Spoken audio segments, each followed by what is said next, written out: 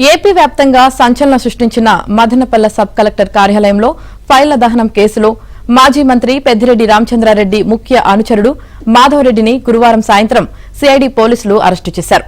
చిత్తూరు జిల్లా రొంపిచెర్ల మండల పరిధిలోని తన ఫామ్ హౌస్ లో ఉండగా ఆయన్ను అదుపులోకి తీసుకుని తిరుపతి సిఐడి కార్యాలయానికి తరలించారు.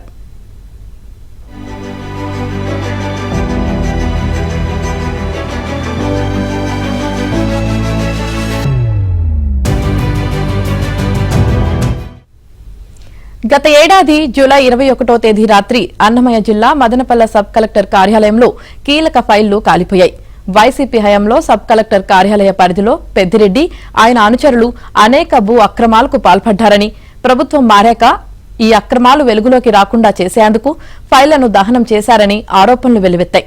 ఈ ఘటనకు మాధవరెడ్డిని సూత్రధారిగా పేర్కొంటూ మదనపల్లె 1 టౌన్ పోలీస్ స్టేషన్లో పలు సెక్షన్ల కింద కేసు నమోదైంది. మాధవరెడ్డి ఇంట్లో సోదాలు నిర్వహించిన సిఐడి పోలీసులు బస్తాల కొద్ది డాక్యుమెంట్లను స్వాధీనం చేసుకున్నారు.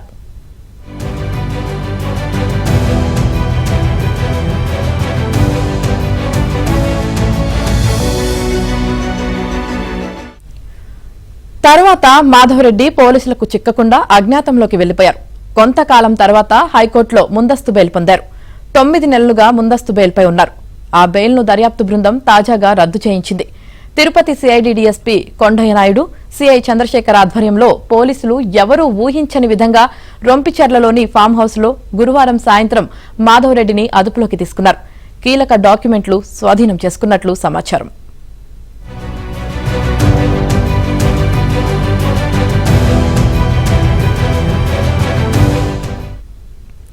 ఈ కేసులో 3 నెలల క్రితం sub collectorate senior assistant Gautam తేజను అరెస్టు చేశారు. మరో నిందితుడైన పూర్వపు ఆర్డీఓ మురళి ఏసీబీ అదుపులో ఉన్నారు. మాధవరెడ్డి పట్టుబట్టంతో త్వరలో మరిన్ని పెద్ద తలకాయలను సిఐడి పోలీసులు అరెస్టు చేసే అవకాశముందని, పెద్దిరెడ్డితో పాటు ఆయన కుమారుడు ఎంపీ మిథున్ రెడ్డి, ఆయన సోదరుడు తంబలపల్లె ఎమ్మెల్యే ద్వారకానాథరెడ్డిని అదుపులోకి తీసుకోవచ్చని అంటున్నారు. మదనపల్లెకు చెందిన కొందరు కీలక వైసీపీ నాయకులు కూడా ఈ జాబితాలో ఉన్నట్లు చెబుతున్నారు.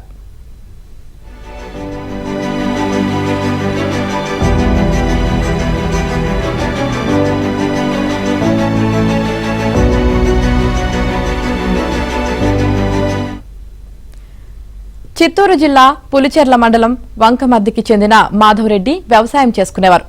1985లో మదనపల్లె వచ్చి వ్యాపారాలు చేస్తూ స్థిరపడ్డారు. 2019లో వైసీపీ అధికారంలోకి వచ్చాక ఆనాటి మంత్రి పెద్దిరెడ్డి వద్ద చేరారు. మదనపల్లె, పుంగనూరు, పీలేరు, రొంపిచెర్ల తదితర ప్రాంతాల్లో ఖరీదైన భూములు కబ్జా చేయడం, అడ్డొచ్చిన వారిని బెదిరించడం, తప్పుడు కేసులు బనాయించేవారన్న ఆరోపణలు ఉన్నాయి. టీడీపీ కూటమి అధికారంలోకి వచ్చాక తమ భూ కుంభకోణాలు బయటకు వస్తాయని కొందరు రెవెన్యూ అధికారులు, వైసీపీ నేతలు, మాజీ మంత్రి అనుచరులతో కలిసి సబ్ కలెక్టర్ కార్యాలయంలో కీలక ఫైళ్ల దహనానికి మాధవరెడ్డి పాల్పడ్డారని పోలీసులు అంటున్నారు.